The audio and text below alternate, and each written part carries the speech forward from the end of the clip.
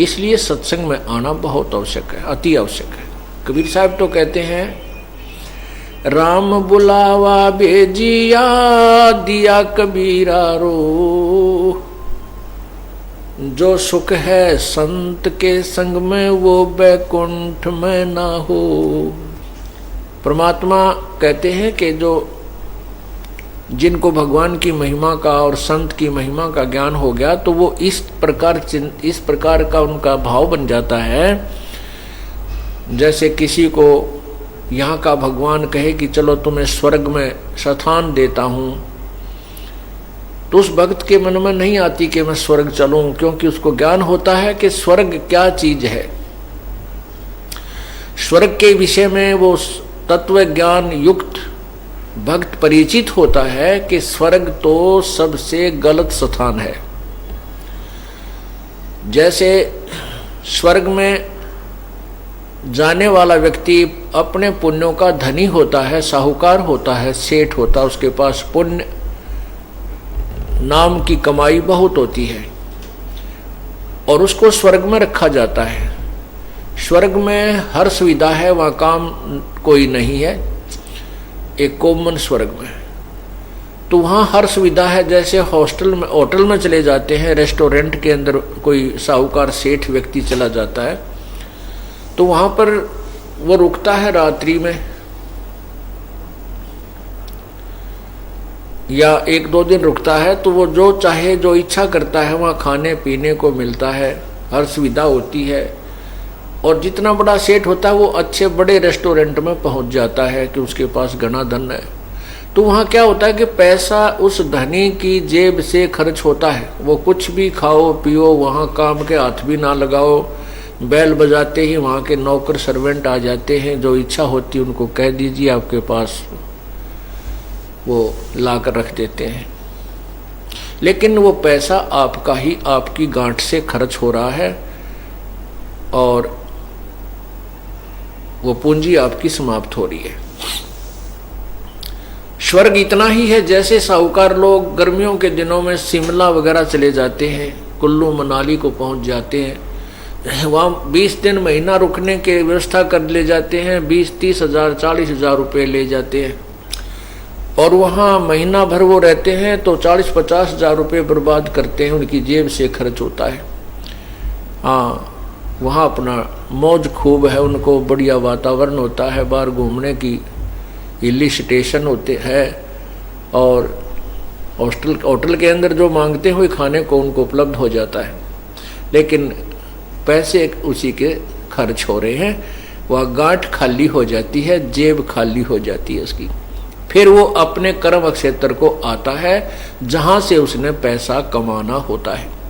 जहाँ उसकी नौकरी बिजनेस व्यापार जो भी है वहीं आता है। और फिर ऐसे ही पैसे इकट्ठे करे, कुछ पैसे बचते हैं उनको फिर अगले वर्ष कुल्लू मनाली चला जावे और कभी ऐसा घाटा फट जावे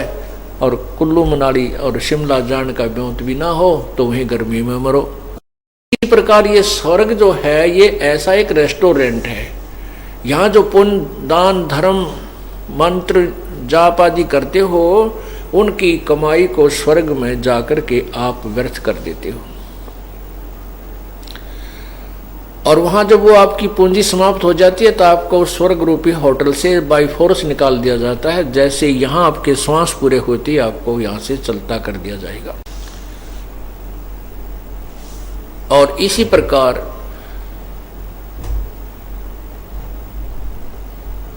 जब उस व्यक्ति को सत्संग में आने वाले पुण्य आत्मा को यह ज्ञान हो जाता है कि स्वर्ग तो भाई कुछ नहीं सौदा, ये तो धोखा हमारे साथ, फिर वो स्वर्ग जाने से इनकार कर देता है। कहते हैं राम बुलावा भेजिया और दिया कबीरा रो, जो सुख है यहाँ संत के संग में अर्थात सत्संग में, वो बैकुंठ में ना हो, स्वर्ग में भी नहीं हो सकता। इसलिए जो पुण्यात्मा सत्संग में आते हैं वो बहुत ही पुण्यों के धनी हैं। यहाँ हम काल की जेल के अंदर बंद हैं, ये काल का बहुत भयंकर जाल है। इस काल को श्राप लगा हुआ है 1 लाख मानव शरीरधारी प्राणियों के शरीरों को खाने का। शरीरों, जो शरीर का तात्पर्य है कि शरीर, इस हमारे स्थूल शरीर के अंदर एक सूक्ष्म शरीर है,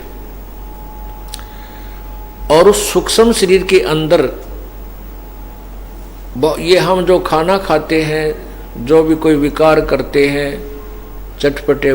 मीठे चटपटे खट्टे भोजन करते हैं, और भी धूम्रपान करते हैं या कोई और व्यसन करते हैं, इनका कुछ अंश, सूक्ष्म अंश, इनकी महक, जैसे आप किसी लोहे या तांबे की चीज को मुख में देते हो तो उसका एक अलग से टेस्ट आता है, वो सूक्ष्म टेस्ट होता है उसका। ऐसे ही एक सूक्ष्म टेस्ट जो हमारे सूक्ष्म शरीर के अंदर, वो स्वाद उसमें समा जाता है सूक्ष्म शरीर में। ये स्थूल शरीर यहीं रह जाता है, और वो सूक्ष्म शरीर ऊपर जाता है, उसको तपतशिला के ऊपर गर्म किया जाता है। उसमें जीव मरता नहीं, जीव मरता नहीं, लेकिन वो सूक्ष्म शरीर को इतना गर्म कर दिया जाता है कि वहां ये जीव तौबा बोल जाता है, हाहाकार मचाता है, बहुत बुरी तरह तड़फता है, रोता है, चिल्लाता है, और वहां पर जैसे खील बूनते हैं बड़बूजे, ये इस प्रकार वो प्राणी उस तपतशिला के उस तवे पर ऐसे उछल करके पड़ता है। उसको पीड़ा होती है, जब मचलता है फिर गिरता है, उसमें से वो काल बलि 1 लाख मानव शरीरधारी प्राणियों के सूक्ष्म शरीर से वो गंध निकालता है, जो उसने सारी उम्र में ये जो भी टेस्ट स्वाद करे।